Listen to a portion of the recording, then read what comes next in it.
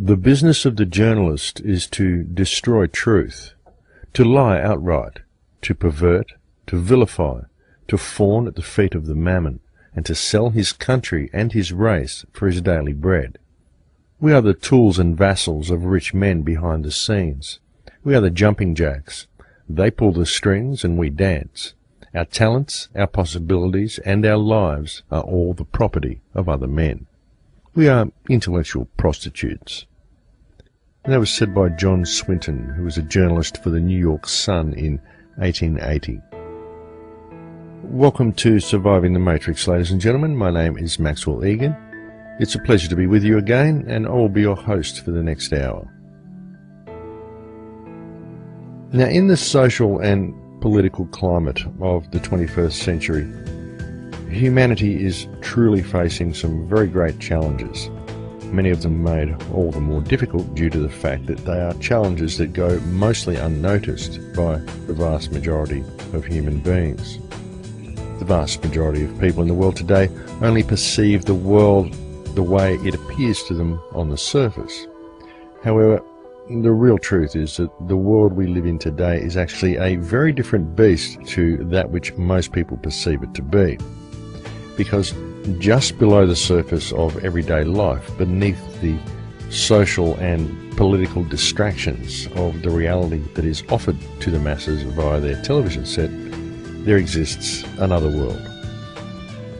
The world that most people see on the surface is simply a facade. It's an illusionary reality where nothing is what it seems. It's a world where our social system is designed to foster division. Our education system is designed to conceal knowledge. Our health system is designed to create sickness. Our financial system is designed to steal wealth. Our community is designed to create disunity. And our very civilization is itself wholly uncivilized.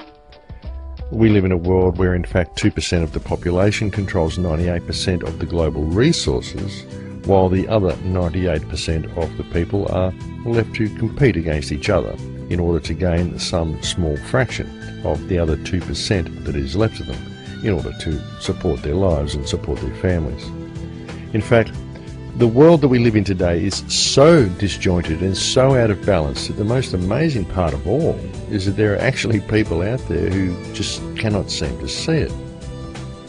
But this is because the systems of control that have been put in place to blind people to the true realities of our world have been very cleverly and very meticulously constructed. Our education system, for example, which is designed not to educate but simply to indoctrinate, it's more of an indoctrination system. Critical thinking is virtually outlawed. Students are trained to simply regurgitate what is in books. And there's very little investigation into these facts, and those who can regurgitate books on command, and the more word for word the better, then these are the ones who are considered to be successful, and these are the ones who go on to populate our legal systems and our political systems, and those who hold the social infrastructure together.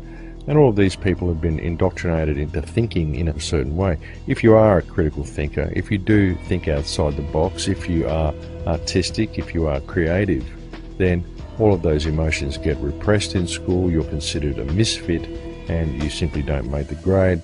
And so you are never really able to obtain any type of position in life where you might be someone who will be able to rock the boat or affect the system in a manner that would bring about positive change.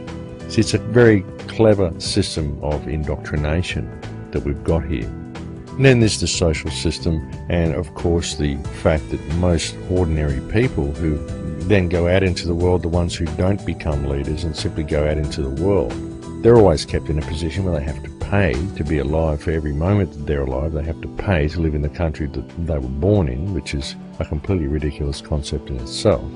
But they're all trained to think that this is normal.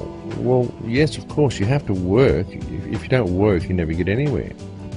But why do you have to work, folks? Why do you have to work and collect paper in order to pay to live in the country you were born in? I mean, it doesn't really make a great deal of sense. But people just think it's this natural thing. Oh, you have to work. Well, I can't understand that.